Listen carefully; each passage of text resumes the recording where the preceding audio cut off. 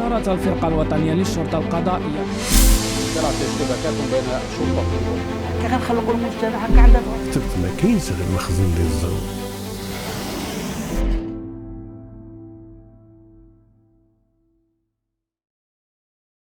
خوتي المغاربة أهلا وسهلا. ما يمكنش يدوز شي أسبوع بلا ما نسمعوا ونقراو أخبار على الفساد اللي مخترق هيئات ومؤسسات ديال تسيير الشأن العام، وعلى عينك يا بن عدي، وزراء برلمانيين، رؤساء جماعات، مستشارين، مسؤولين في الأمن، مسؤولين في الإدارات، وما بقاش شي حد عنده على شي حشم. كل شي باغي يتغنى من أموال الشعب، عيني عينك، وما بقاتش دار شي حاجة بالتخبية. ومن أهم الأشخاص اللي تعودوا المغاربة يسمعوا الفضائح متاعهم كل أسبوع كاين واحد خيتي اسمها مباركة بوعيدة، كانت وزيرة مكلفة بالصيد البحري، ومن بعد داروها وزيرة منتدبة في وزارة الخارجية وبرلمانية ورئيسة ديال الجهاد قلميم وادنون وقيادية في حزب التجمع الوطني للأشرار. هاد السيدة اللي شغلات هاد المناصب كلها ما بينها وبين السياسة غير الخير والإحسان، ولكن في بلاد مسيرين هاد التوافيه ما كتشوف مواقع المسؤولية غير بحال هاد النماذج.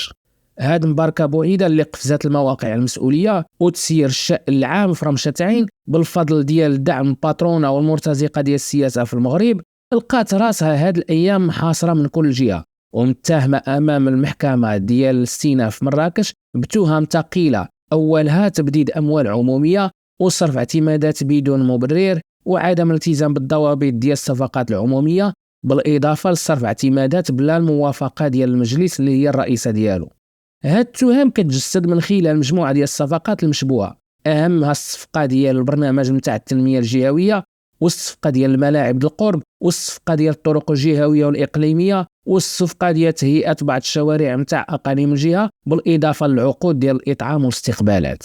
أهم قضية فضحت المستور وعرات مباركة بوعيدة أمام الرأي العام هي الصفقة ديال الصباغة ديال الواجهة متاع الجهة اللي وصلت 10 المليار سنتيم في الوقت اللي المغرب تيعيش أزمة ديال التضخم وارتفاع الأسعار والبطالة وغيرها من مظاهر الفقر والتخلف. مباركة بوعيدة اللي لقاتها سايبة وفدانية قامت بالاحتيال على مجلس الجهة اللي قرر يبني 10 السدود وحدد الميزانية ديال كل سد، إلا أنها فجات تعقد الصفقات اللي كتخص البناء ديال هاد السدود دوبلات المبالغ المخصصة لكل سد 2 و3 و4 ديال المرات بدون أي مبرر، فقط غير باش تماشى مع المصالح متاعها والمصالح ديال حبابها وصحابها من المقاولين والسياسيين. ومازال هاد الاتهامات ما لقى ليها شي حد شي طريق حتى تفضحت عملية أخرى ديال التبذير والنهب ديال الأموال العمومية، وبان أن مباركة دفعت فاتورة ديال 95 مليون سنتيم غير باش تشري حوايج اللباس بحال الملحفة الصحراوية والفوقيات، قال لك حقه والواد غادي تعطيهم كادويات للضيوف،